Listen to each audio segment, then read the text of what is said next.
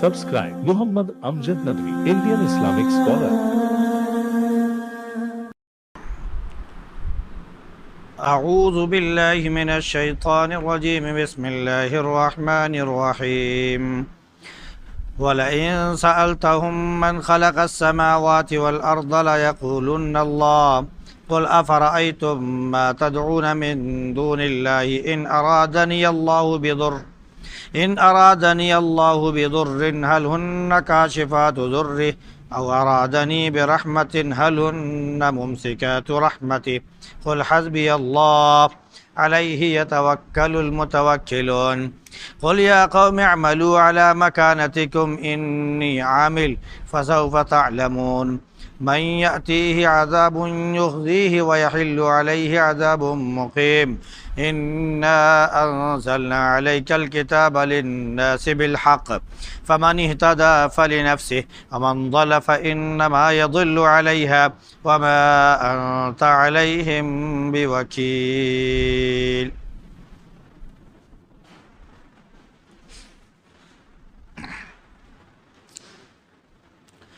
وَلَئِن سَأَلْتُم مَّن خَلَقَ السَّمَاوَاتِ وَالْأَرْضَ، اگر آپ ان سے پوچھیں کہ آسمانوں اور زمین کو کس نے بنایا اور پیدا کیا، تو وہ ضرور کہیں گے کہ اللہ نے.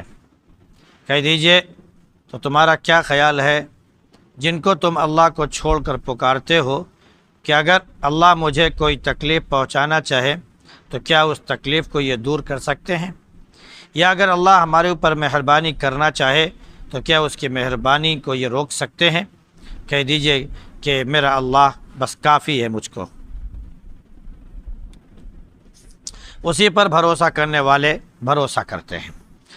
کہہ دیجئے کہ اے میری قوم، تم اپنی جگہ پر کام کرو اور میں اپنا عمل کرتا ہوں، تو بہت جلد تمہیں پتہ چل جائے گا کہ کس کو رسوا کن عذاب آنے والا ہے اور اس کے اوپر مستقل باقی رہنے والا عذاب آنے والا ہے. ہم نے آپ کے اوپر کتاب لوگوں کی خاطر بالکل برحق نازل کی ہے، تو جس نے ہدایت کا راستہ اختیار کیا تو اس نے اپنے بھلے کے لیے کیا، اور جس نے گمراہی کا راستہ اختیار کیا تو وہ خود اس پر گمراہ ہوتا ہے، اور آپ ان کے ذمہ دار نہیں ہیں.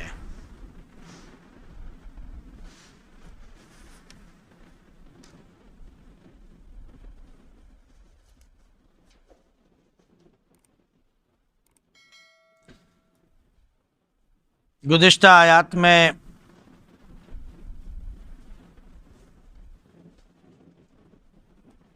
ظالموں کا بھی ذکر ہوا جو حق بات کا اور کتاب کا وہ انکار کرنے والے اور اسے جھٹلانے والے تھے، اور نبی کریم صلی اللہ علیہ وسلم کی تعریف بھی کی گئی اسی الفاظ میں کہ اگر تم یہ سمجھتے ہو کہ نبی جھوٹے ہیں تو اس سے بڑا جھوٹا کون ہے جو اللہ پر جھوٹ بولے، اور نبی کبھی اللہ پر جھوٹ نہیں بول سکتا ہے. نبی ہمیشہ حق بات لے کر آتا ہے، اس لیے نبی سچے ہیں. کافروں کے لیے جہنم ٹھکانہ ہے. نبی کریم صلی اللہ علیہ وسلم حق بات لے کر آئے اور ماننے والوں نے اسے مانا، تو یہ جو ماننے والے جو تھے یہ متقی کہلائے. ان کے لیے ان کے رب کے پاس جو کچھ یہ مانگیں گے چاہیں گے وہ ملے گا. نیکوکاروں کو ایسے بدلہ ملتا ہے. اللہ ان کے گناہوں کو اتار دے گا اور اس کے بدلے میں نیکیاں لکھ دے گا، اور جو نیکیاں کی ہیں اس کے بدلے میں اس سے بہتر بدلہ عطا فرمائے گا، اجر عطا فرمائے گا جو وہ عمل کیا کرتے تھے، کیونکہ اللہ رب العزت اپنے بندے کو کافی ہو جاتا ہے. اور جو لوگ ڈراتے ہیں غیر اللہ سے، ان غیر اللہ سے جو اللہ کے مقابلے میں ہے، تو حقیقت یہ ہے کہ اللہ گمراہ اگر کر دے کسی کو تو کوئی ہدایت دینے والا نہیں ہے، اور جس کو اللہ ہدایت دے دے پھر اسے کوئی گمراہ نہیں کر سکتا ہے. اللہ رب العزت صحیح بات تو یہی ہے کہ بہت ہی زبردست انتقام لینے والا ہے.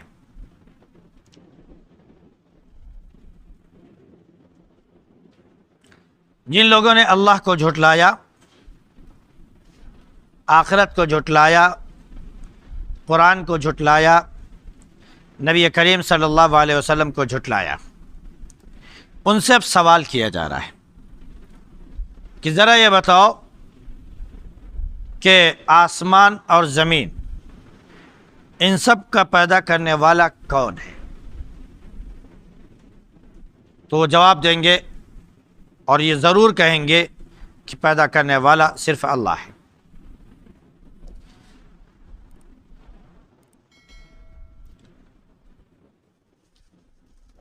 یہاں پر تھوڑا سا ہمیں غور کرنا ہے۔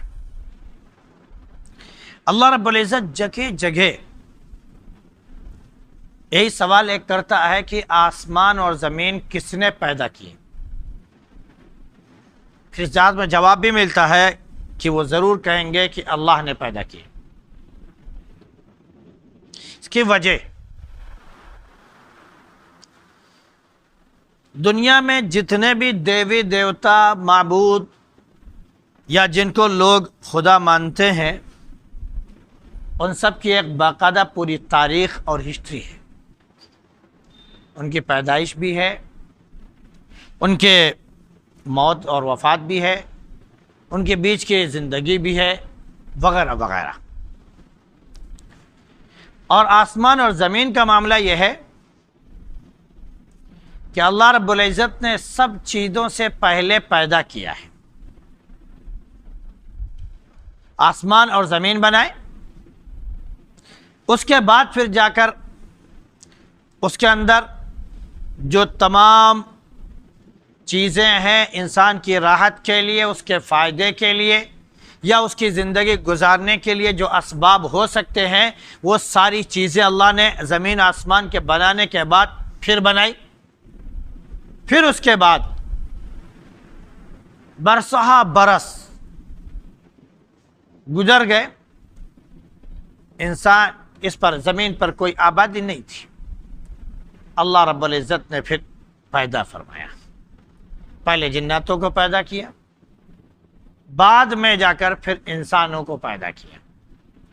لہذا جن کو یہ خدا مانتے ہیں، چاہے وہ رام ہو، چاہے وہ لکشمن ہو، چاہے وہ سیتا ہو، چاہے وہ کیا بولتے ہیں کہ دوسرے کوئی اور ہوں، راوڑ ہو یا دیوی ہو یا کالی مائی ہو یا جو بھی ہو، جس کو بھی یہ خدا مانتے ہیں، سب کی حقیقت یہ ہے کہ یہ اسی دنیا میں، اسی زمین پر یہ پیدا ہوئے ہیں۔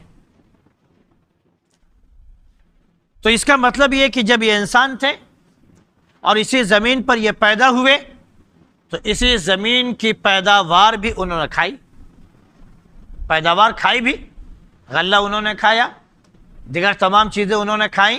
جو بعد میں پیدا ہوا، زمین پہلے پیدا ہوئی، اور زمین میں انسان کے رہنے کے قابل جو چیز ہو سکتی ہے، جو ذریعہ بن سکتی ہے، ان کو اللہ نے ان سے پہلے پیدا کیا۔ تو جو بعد میں پیدا ہوا اور وہ زمین کی پیداوار کھا رہا ہے، تو آپ یہ بتا سکتے ہیں کہ وہ خدا کیسے بن گیا؟ اللہ اسی لیے سوال کرتا ہے کہ ان سے پوچھئے کہ آسمان اور زمین کس نے بنائے، کس نے پیدا کی زمین، کس نے آسمان پیدا کیے؟ اور آج تک تو کوئی آسمان تک پہنچ ہی نہیں پایا۔ ہاں، جس کو اللہ نے چاہا وہ پہنچا، جس کو اللہ نے چاہا وہ پہنچا۔ عیسیٰ علیہ السلام پہنچے، ابراہیم علیہ السلام پہنچے، اور اس کے بعد کیا بولتے ہیں کہ حضرت ہمارے نبی کریم صلی اللہ علیہ وسلم تو سب سے اوپر آسمان پر، بلکہ اس کے آگے بھی سدرۃ المنتہا سے بھی آگے آپ نکل گئے، اللہ کے حکم سے گئے، اللہ نے بلایا۔ تو جو آسمان پر پہنچا اس نے تو خدا کا دعویٰ ہی نہیں کیا، اس نے تو صرف نبوت کا دعویٰ کیا کہ مجھے اللہ نے اپنا پیغمبر اور نبی بنایا ہے اور پیغام دے کر آپ لوگوں کی خدمت میں بھیجا ہے، یہ اللہ کا پیغام ہے، اس کو قبول کر لو، کامیاب ہو جاؤ گے۔ ہم بھی اللہ کے بندے، آپ بھی اللہ کے بندے، ہم بھی اللہ کے پجاری، آپ بھی اللہ کے پجاری، ہم بھی اللہ کے عبادت گزار، آپ بھی اللہ کے عبادت گزار بن جائیے۔ ہر نبی نے یہی پیغام دیا، کسی نبی نے کبھی بھی خدائی کا دعویٰ نہیں ٹھوکا۔ تو جو آسمانوں تک گئے انہوں نے تو خدائی کا دعویٰ نہیں کیا، اور جو زمین پر ہی رہے زمین پر ہی ختم ہو گئے، زمین پر ہی جیے، زمین پر ہی پیدا ہوئے، زمین پر ہی کھا پی کے مر گئے، اسی میں ان کی زندگی گزری۔ ان کے بارے میں آپ نے کہہ دیا کہ وہ خدا ہو گئے. اب وہ ساری چیزیں پیدا کرنے والے ہو گئے. اب انہوں نے آسمان بھی پیدا کیا, انہوں نے زمین بھی پیدا کر دیا, انہوں نے ہوا بھی بنا ڈالی, انہوں نے سورج بھی بنا ڈالے, انہوں نے یہ بھی بنایا, انہوں نے وہ بھی بنایا. بعد میں پیدا ہونے والا, سورج کی روشنی حاصل کرنے والا, چاند کی روشنی حاصل کرنے والا, رات کو نیند لینے والا, جو ساری چیزیں اس سے پہلے پیدا کی گئی, اب وہی چیز وہ پیدا کرنے والا بن گیا. یہ لاجک کہاں سے آئی؟ یہ من گھڑت بات ہے. اگر انسان ذرا سا بھی غور کر لے, سوچ لے, تو اس کے خود بخود اس کی سمجھ میں آ جاتا ہے کہ واقعہ ہم کیا کر رہے ہیں, ہم کیا تھے اور کیا آج ہو گئے. ایک نوجوان کا واقعہ سناتا ہوں. نو مسلم, یعنی پہلے نان مسلم, بالکل 18-19 سال کا نوجوان. جانتا بھی ہوں, نام سے بھی جانتا ہوں, چہرے بھی سے جانتا ہوں, جگہ بھی جانتا ہوں, لیکن بتانا مناسب نہیں. 18-19 سال کا, 18-20 سال کا نوجوان گھر میں گوبر پوجا شروع ہوئی. گوبر کی پوجا شروع ہوئی. ایک وقت آتا ہے کہ گوبر کی پوجا شروع ہوتی ہے. گئے اپنی ماں کے پاس, کہا ماں ایک بات بتائیے, ہم اگر جاتے ہیں پیخانہ کرتے ہیں تو پیخانہ کہلاتا ہے, گھوڑا اگر کرے تو وہ لید کہلاتا ہے, بکری اگر حق دے تو وہ لیڑی اور مینگنی کہلاتی ہے, گائے بھینس یہ سب اگر حق دیں تو یہ گوبر کہلاتے ہیں. ہے تو پیخانہ نا, ہے تو پیخانہ ہی, صرف نام چینج ہو گیا ہے. ہم منش ہو کر یہ گو پوجتے ہیں, یہ آج تک سمجھ میں نہیں آئی یہ کیا چیز ہے. گو کی پوجا کیسے, کس بات کی, مطلب ایک گندی چیز ہم پوج رہے ہیں, یہ کہاں سے صحیح ہو گیا؟ اگر ہم گائے کے گوبر کو پوج رہے ہیں, بھینس کے گوبر کو پوج رہے ہیں, تو اس سے زیادہ بہتر ہے کہ ہم خود حق کے اپنے پیخانے کو پوج لیں. اپنی ماں سے اس نے کہا, ماں نے کہا چل ہٹ, پرے ہٹ, پتہ نہیں کیا شبہ شبہ باتیں کرتا ہے. اس کی سمجھ میں نہیں آیا. باپ سے پوچھا, چچا سے پوچھا, ماموں سے پوچھا, خالو سے پوچھا, سب سے پوچھا, کسی کے پاس کوئی جواب نہیں تھا. سب کے پاس خاموشی تھی کہ بھائی حقیقت تو یہی ہے کہ ہم پائخانے اور گو کی پوجا کرتے ہیں. اس کی سمجھ میں آ گیا کہ یہ دھرم نہایت گندا غلیظ ہے, یہ نہایت خراب مذہب ہے. جو گو کی پوجا کی اجازت دیتا ہوں, وہ مذہب اتنا اچھا ہو سکتا ہے؟ ہو ہی نہیں سکتا. وہ نہایت غلیظ مذہب ہے. فوراً اس نے جا کر لا الہ الا اللہ, ایک بزرگ کی خدمت میں جا کر کلمہ پڑھا اور حلقہ بگوش اسلام ہوا. جنہوں نے اسلام کا کلمہ پڑھایا انہوں نے اپنے نام پر ہی اس کا نام رکھا, اپنے ساتھ اس کو رکھا, اس کی پرورش کی, اس کی تربیت کی. میرے خیال میں اسلام قبول کرنے کے بعد تقریباً 8 سال یا تقریباً لمسم وہ ان کی خدمت میں رہا اور انہی کے ساتھ رات و دن رہتا تھا. پھر وہ پختہ ایمان والا بنا. تو یہ اس لیے ہم نے بتایا کہ جو چیز بعد میں پیدا ہونے والی ہے اس کو ہم نے خدا کیسے مان لیا, اس کو ہم نے خدا کیوں کر مان لیا, یہ زیب نہیں دیتا ہے. یا پھر وہ خدا بن کیسے گیا, یہ سمجھ میں ہی نہیں آتا ہے, یہ سمجھ میں ہی آج تک نہیں آیا. تو اللہ رب العزت اس لیے سوال کرتا ہے کہ آسمان و زمین کس نے بنائے؟ سب کہتے ہیں کہ اللہ. جب اللہ نے بنایا تو اب ذرا غور کرو کہ اللہ کو چھوڑ کر جن کو تم پکارتے ہو, اگر اللہ کوئی تکلیف مجھے پہنچانا چاہے, آزمائش میں ڈالنا چاہے, تو کیا ان کے اندر اتنی طاقت اور قوت ہے کہ اللہ کا مقابلہ کر لیں اور وہ تکلیف ہم سے دور کر دیں؟ یا اگر اللہ رب العزت ہمارے اوپر کرم کرنا چاہے, رحم کرنا چاہے, مہربانی کرنا چاہے, تو کیا ان کے اندر اتنی طاقت ہے کہ اس مہربانی اور کرم کو یہ روک سکیں؟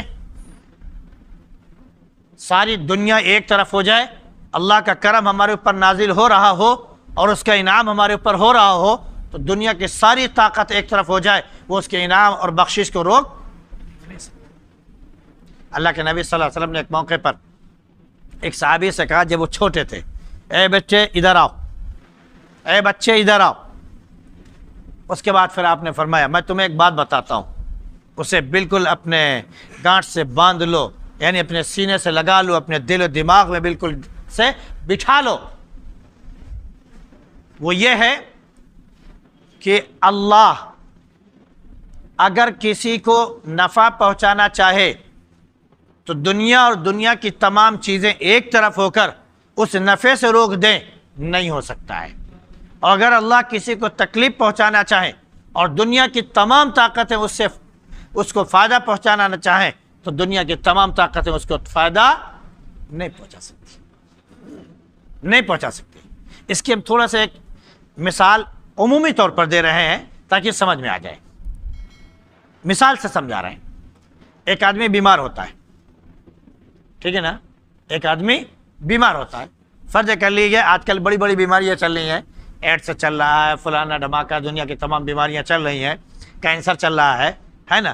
دنیا کی تمام مشنری, دنیا کی تمام طاقتیں, تمام علم والے, ان کے بنائے ہوئے تمام آلات, ان کی ایجاد کی ہوئی تمام دوائیں ایک کینسر والے کو اور ایک کیا بولتے ہیں کہ ایڈس کو, یا آج کل جو چل رہا ہے شوگر, یا کیا بولتے ہیں کہ سانس کی بیماری, آپ دوا کھاتے رہیے, تھوڑا سا ہو سکتا ہے راحت ملے, سکون ملے, لیکن آپ یہ کہیں کہ وہ بیماری آپ کی ختم ہو جائے, نہیں ہو سکتی. تو یہ ساری طاقتیں لگنے کے باوجود بھی, ان کے آلات بھی لگے ہوئے ہیں, ان کی دوائیں بھی لگی ہوئی ہیں, ان کا علم بھی لگا ہوا ہے, ان کی طاقت, ان کا شور سے بھی اس میں لگا ہوا ہے, ایک شخص کی سانس ٹھیک نہیں کر پا رہے ہیں, ایک شخص کی. اور تمام بڑے بڑے میڈیکل موجود ہیں اور بڑی بڑی لمبی لمبی فیس لے رہے ہیں, ساری جانچیں وہ کروا رہے ہیں, لیکن ایک فائدہ نہیں پہنچا پا رہے. صحیح ہے یا غلط ہے؟ شوگر کا مریض ہو جائے تو کہتا ہے بھیا یہ زندگی کا روگ ہمیں لگ چکا ہے, اب تو کیا ہے کہ بھیا تم خود ہی شوگر کھانا چھوڑ دو تو تھوڑا سا کنٹرول رہے گا, اور اگر کھاتے رہو گے تو اور بڑھ جائے گا, ایک وقت آ گیا کہ دگ جاؤ گے, وغیرہ وغیرہ. پوری طاقتیں لگنے کے باوجود کیا کسی کو کوئی نفع مل رہا ہے؟ یہاں تک کہ آپ میٹھے سے محروم نہ ہو, شوگر فری چیزیں تیار کر دی ہیں, آلو شوگر فری ہو گیا, چاول بھی شوگر فری آ گیا, اور کیا بولتے ہیں کہ دوا بھی ایسے آ گئی کہ چائے وغیرہ آپ پینا چاہیں وہ شوگر فری ہے, وغیرہ وغیرہ. بہت سی چیزیں انہوں نے شوگر فری بھی بنا دی ہیں, آپ اس کو شوق سے استعمال کرتے ہیں, لیکن آپ بتا سکتے ہیں کیا اس کے کرنے سے بھی آپ کو کوئی فائدہ ہوا ہے؟ ہاں, تھوڑا سا کیا ہے کہ چٹخارا ہمیشہ زبان لیتی رہی ہے, مزہ لیتی رہی ہے کہ بھائی میٹھا ہے تو میٹھا ملنا چاہیے. اب سادی چائے, پھیکی چائے ہم کیسے پی سکتے ہیں, تو تھوڑا سا میٹھا پن آ جائے اس لیے ہم اس کو کرتے ہیں, لیکن کیا اس کی وجہ سے آپ کی شوگر ختم ہو گئی؟ تو معلوم یہ ہو کہ ساری طاقتیں ایک طرف لگ جائیں, اگر اللہ ذرا سے بھی آپ کو تکلیف پہنچا دے تو اس تکلیف کو دور کرنے والا کوئی اور نہیں. یہی نہیں, مزید اس پر ہم آئیے, اگر چلیں مزید اس پر ہم آئیں, ہماری آنکھ کمزور ہو جائے. بسا اوقات ایسا ہوتا ہے کہ آنکھ کی روشنی چلی جاتی ہے, سمجھ رہے نہیں, کسی کی طاقت ہے کہ آنکھ کی روشنی واپس لا دے. ہم چشمے سے پڑھ رہے ہیں عارضی طور پر, چلو ٹھیک ہے ہٹا دیں, نہیں پڑھ سکتے, آنکھ کی روشنی ویسی جیسے ضائع ہو گئی. کتنے اللہ کے بندے ایسے ہیں جو اپنی آنکھوں سے بالکل محروم ہو جاتے ہیں, تو کیا دنیا کی طاقت ہے کوئی جو ان کی آنکھ جو کی روشنی جو ختم ہو چکی ہے وہ واپس لا دے؟ کتنے اللہ کے بندے ایسے ہیں جو کسی بیماری کی وجہ سے سننے سے محروم ہو جاتے ہیں, تو کیا یہ آلات جو کانوں میں ہم لگاتے ہیں سننے کے لیے, کیا اس کے ذریعے اس کو ہم بات سنوا سکتے ہیں؟ نہیں کر سکتے. کتنے اللہ کے بندے ایسے ہیں, دیکھا بھی ہے اور آپ بھی دیکھتے ہوں گے کہ اللہ رب العزت ان کی آواز کھینچ لیتا ہے, ان کی آواز کیا کرتا ہے, کھینچ لیتا ہے. اب وہ بول نہیں سکتے ہیں, تو کیا کسی کے اندر اتنی طاقت ہے کہ ان کو بلوا دے؟ وہ بولتے ہیں, پوری طاقت لگاتے ہیں, لیکن زبان سے آواز ہی نہیں نکلتی ہے. نتیجے کے طور پر تھوڑا سا ریلیف کے لیے, راحت پہنچانے کے لیے کیا کرتے ہیں کہ ڈاکٹر یہاں پر سوراخ کرتے ہیں, اس جگہ پر, اور یہاں سے ایک گویا کہ نلی ڈالتے ہیں, سمجھ رہے نہیں, اور اس کے بعد کیا کرتے ہیں, آپ کو ایک مائک تھما دیں گے, آپ کو ایک مائک تھما دیں گے, آپ ہمیشہ اس مائک کو لے کر چلیے, جب آپ کو بولنا ہے اس مائک کو یہاں پر لگائیے تو آپ کو آواز کیسے ملے گی, پوری طاقت سے کرے گا تو ایسا بولے گا کہ آپ کو کان لگانا پڑے گا کہ دیکھیں کیا کہہ رہا ہے. تو یہ چھوٹی چھوٹی چیزیں نعمتیں ہیں کہ اللہ رب العزت اگر چھین لے تو دنیا کی کوئی طاقت تمام آلات کے باوجود, تمام چیزوں کے باوجود, تمام ترقیات کے باوجود کوئی فائدہ نہیں پہنچا سکتا. تو جب نہیں پہنچا سکتا تو اللہ نے کہا اپنے حبیب سے یعنی نبی کریم صلی اللہ علیہ وسلم سے اور آپ کے واسطے سے تمام مومنوں سے کہہ دیجئے میرا رب میرے لیے کافی ہے, میرا رب میرے لیے کافی ہے. حضرت ابراہیم علیہ السلام کے پاس فرشتہ آیا,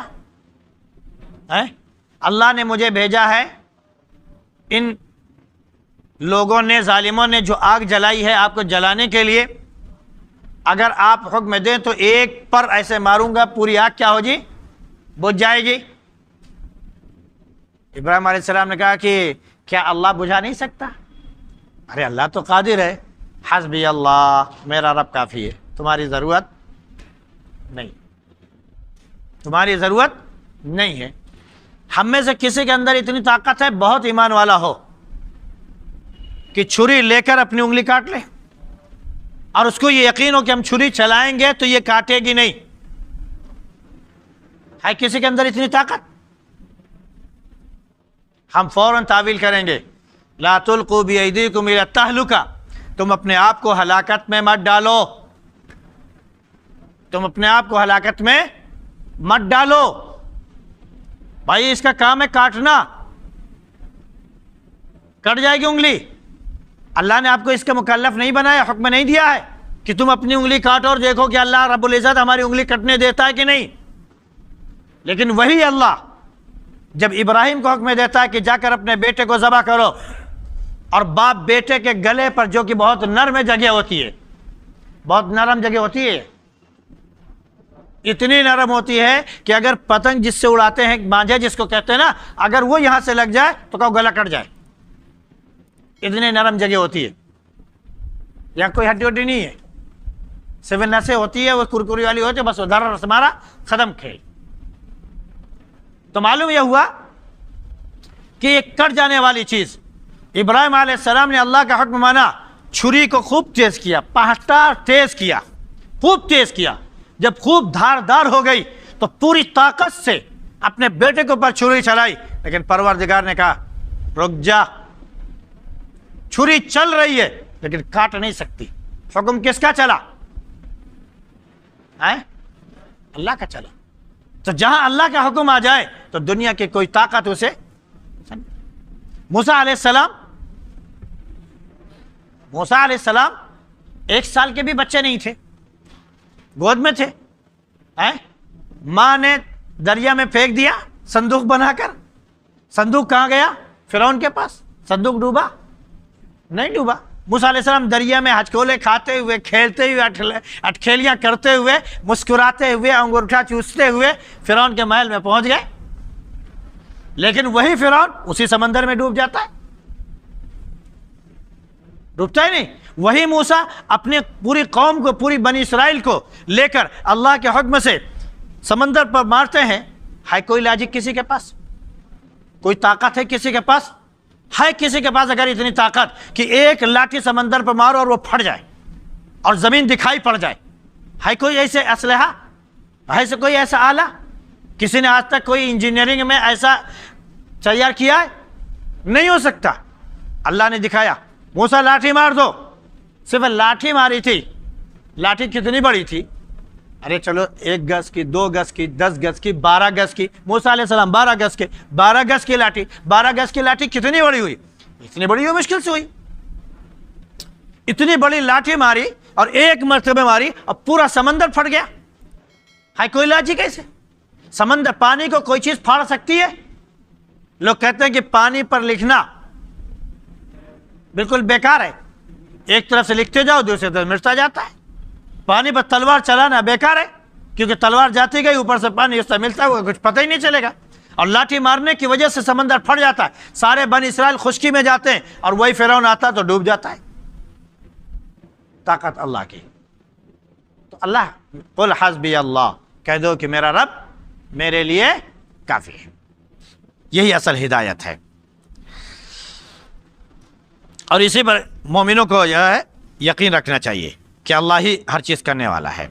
تو کہہ دیجئے کہ اے کافرو، اے میرے قوم کے لوگوں، تم اپنی جگہ پر جو کر رہے ہو کرتے رہو، اور میں اپنا کام کر رہا ہوں.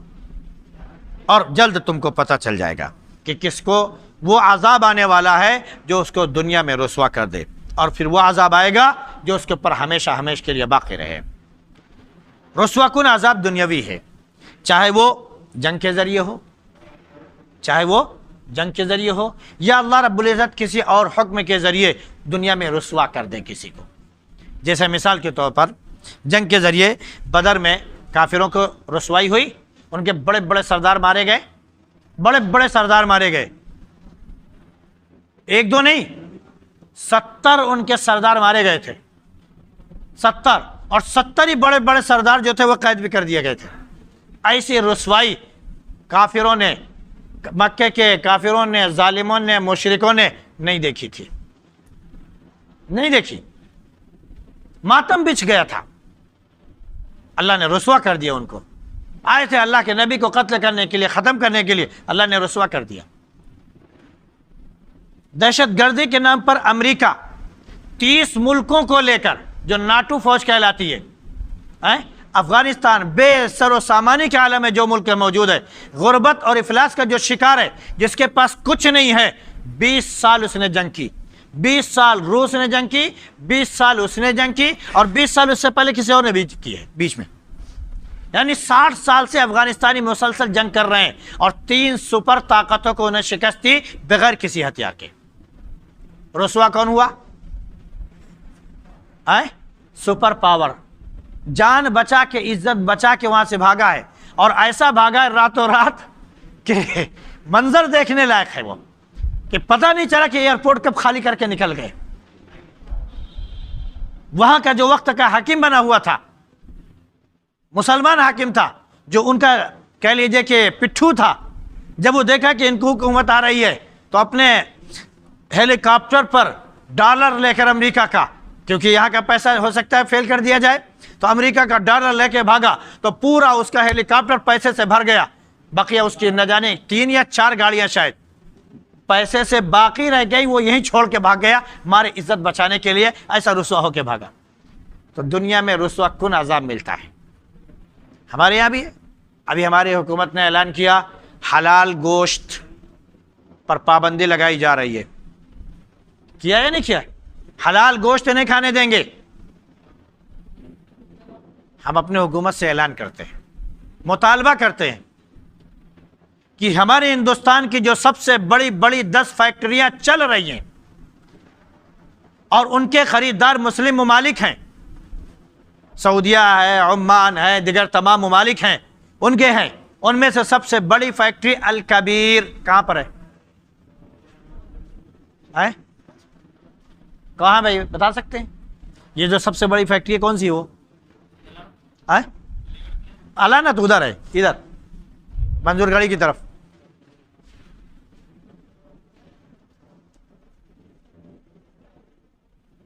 الکبیر ہی ہے غالباً. حاجی ظاہر کا الانا ہے، وہ الانا ہے، یہ والی جو سب سے بڑی ہے، ہندوستان کے ٹاپ میں سے سمجھ لو آتی ہے. سمجھ رہے نہیں؟ ہندوستان کی سب سے ٹاپ کی 10 فیکٹریاں حلال گوشت بیچتی ہیں، اور ان کو سرٹیفکیٹ سعودیہ اور دیگر تمام ممالک، مسلم ممالک سے ملا ہوا ہے کہ ہاں یہ انہوں نے جو بھی گوشت ہمارے پاس بھیجا ہے شرعی اعتبار سے جانور کو ذبح کیا، گائے کو ذبح کیا، بھینس کو ذبح کیا، بکرے کو ذبح کیا، یا جو بھی ہے اس کو ذبح کیا، اور اس کے بعد اس کا گوشت نکال کر ہمارے پاس انہوں نے ایکسپورٹ کیا. انہوں نے سرٹیفکیٹ دیا ہوا کس چیز کا؟ الحلال. کس کی ہے؟ ٹوٹل ہندوؤں کی ہے. حیرت ہوگی. टोटल किसकी है? हिंदुओं के। मालिक कौन है? हिंदू। बीजेपी का, आरएसएस का आदमी मालिक है उसका।